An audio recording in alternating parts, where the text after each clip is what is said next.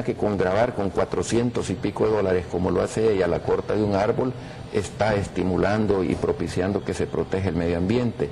El medio ambiente lo puedes proteger de diversas formas, con medidas compensatorias y no necesariamente obstaculizando el desarrollo. Ahora, lo que me preguntabas, perdón, se refería sobre las tasas municipales e incluso sobre la posibilidad de que ustedes puedan tomar decisión sobre el impuesto predial. Mira, ese es un tema que está a nivel de la Asamblea Legislativa. Yo estoy convencido que no es necesario incrementar más tasas. Lo que tenés que hacer es, en primer lugar, miembros de la BRES, miembros del BPJ, no tienen por qué estar cobrando en el cuerpo de agentes metropolitanos, miembros de la Brigada de Limón, que solo tiene pruebas de eso? Cheque. Bueno, mira, sí, incluso nos han dado nombres. El problema es que esta es una cosa demasiado seria porque estás hablando con grupos violentos, grupos armados, que ya han asesinado hasta policías a plena luz del día en presencia de cientos de periodistas. Entonces, este tema hay que manejarlo con mucha responsabilidad. Entonces te digo, sí se puede trabajar si ordenas las finanzas de la alcaldía, y sí se pueden ordenar si te rodeas de un equipo de gente capaz. Nosotros hemos conformado un comité asesor económico que nos ha dado luces sobre este tema, sobre la forma como se tiene que trabajar en esta materia. Y te repito, si tienes 81 millones de dólares, y yo siempre tengo que hacer análisis comparativo, porque cuando los hacía con países de Sudamérica, pues hombre, siempre me ponía ella de que estaba comparando otras realidades.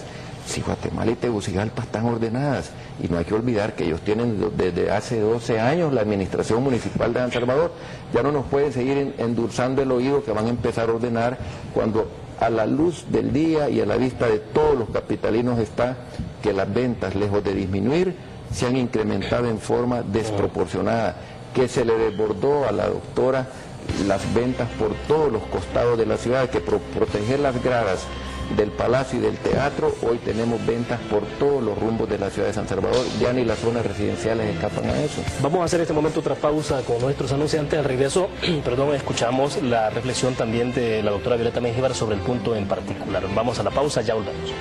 El punto que dejamos anteriormente con el doctor Norman Quijano, que es en términos de los ingresos y egresos. Quisiera saber cómo están los ingresos y los egresos en la alcaldía de San Salvador, porque esto nos da pie para saber si es autosostenible financieramente la alcaldía y sobre todo saber si es posible entonces con esos ingresos dar respuesta a los problemas que enfrentan. Bueno, pero antes que nada yo quisiera que entráramos realmente a las propuestas, ¿verdad?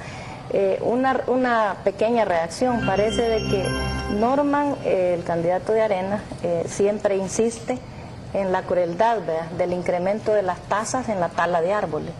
Parece que no le ha impresionado los 32 muertos de la Málaga, ¿verdad?, que los 32 muertos de la Málaga tienen mucho que ver con la gran depredación ambiental que se está dando en algunos municipios del área metropolitana de San Salvador.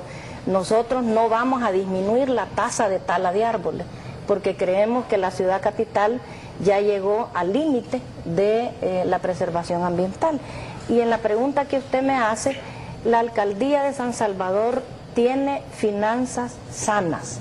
¿Qué quiere decir finanzas sanas? No quiere decir que nos sobra el dinero para responder a todas las necesidades que la población capitalina demanda. Pero yo doy unos índices de finanzas sanas. Primero, nosotros tenemos un índice de solvencia que es 3 veces mejor, por ejemplo, que el del gobierno nacional. Tenemos un índice de solvencia de 7.6%, que esto quiere decir que por cada dólar que debe la alcaldía, incluso podría endeudarse 8 dólares más. Segundo, el índice de endeudamiento de la alcaldía es infinitamente menor al índice de endeudamiento del gobierno nacional. Solo le doy una cifra. La deuda de corto plazo de la alcaldía es del 5%, la de largo plazo es del 18.3% y la del gobierno es del 350%. O sea que, y además de eso nosotros estamos cumpliendo con una gran inversión social, con ejecución de proyectos, más de 300 proyectos ejecutados en 2 años y medio. Estamos cumpliendo con los compromisos de la deuda, que digamos gestionada por los gobiernos anteriores, porque en mi gobierno no he adquirido ni una sola deuda en el municipio de San Salvador. ¿Cuántos millones ingresa a la alcaldía en concepto de tasas municipales? La alcaldía más o menos anda entre 40 el 40% por tasas y el 20% por impuestos, el 5% por el FODES, más o menos por ahí anda las principales fuentes de ingresos.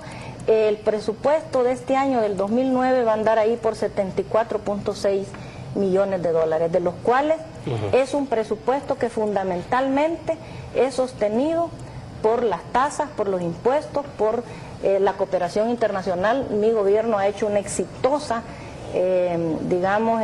cooperación internacional. Son millones de dólares que hemos gestionado y que estamos desarrollando en este momento. Y tenemos, puedo decirle a los capitalinos y capitalinas que tenemos finanzas sanas en la alcaldía de San Salvador, y repito, no es que nos sobre el dinero, pero está bien invertido en proyectos de inversión social. En estos 2 años y medio, el 71% del presupuesto municipal se ha ido en desarrollo social. Ahora, díganos, doctora, ¿hay que en los próximos 3 años, si usted continúa en la alcaldía, va a aumentar las tasas municipales? No. ¿Impuesto Al igual que lo dije en el 2003 en la campaña, que no hemos aumentado las tasas municipales en esta gestión, igual digo de que no hay proyectos de incremento de tasas, porque vivimos un momento difícil, hay una situación de mucha crisis.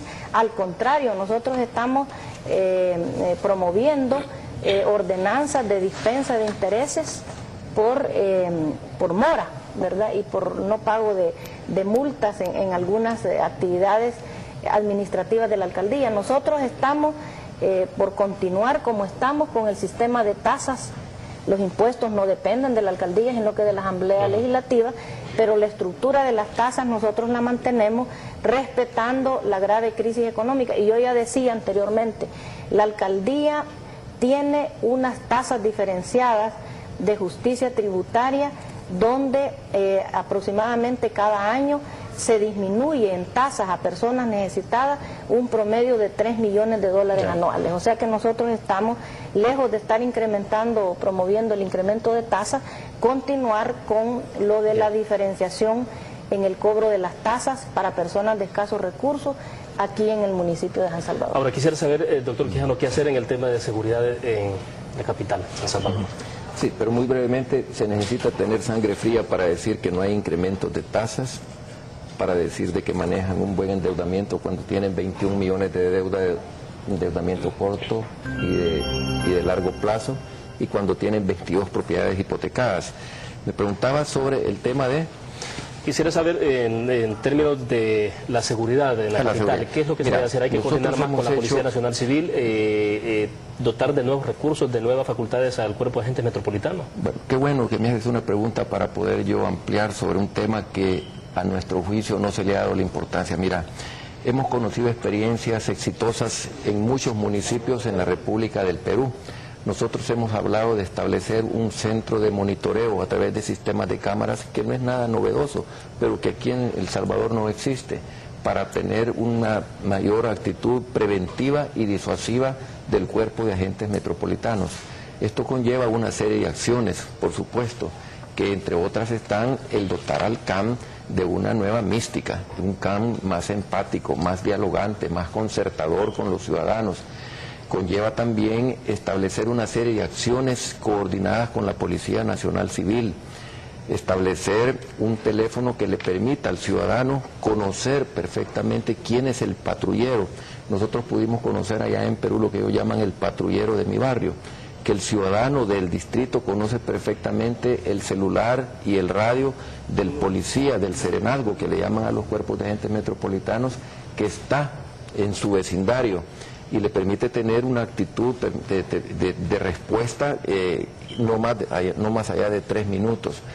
Nosotros estamos hablando de un proceso que permita una nueva, diría yo, currícula para el Cuerpo de Agentes Metropolitanos, no ese Cuerpo de Agentes Metropolitanos represivo y violento que hemos visto en la televisión. ¿Y esto no implicaría, doctor Quijano, que el Cuerpo de Agentes Metropolitanos asuma funciones que son exclusivas de la Policía Nacional Civil?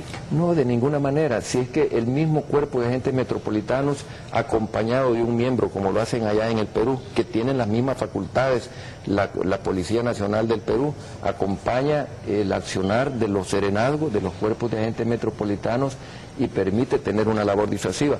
Pero esto pasa también por recuperar más del 50% de los parques de la ciudad que actualmente están abandonados.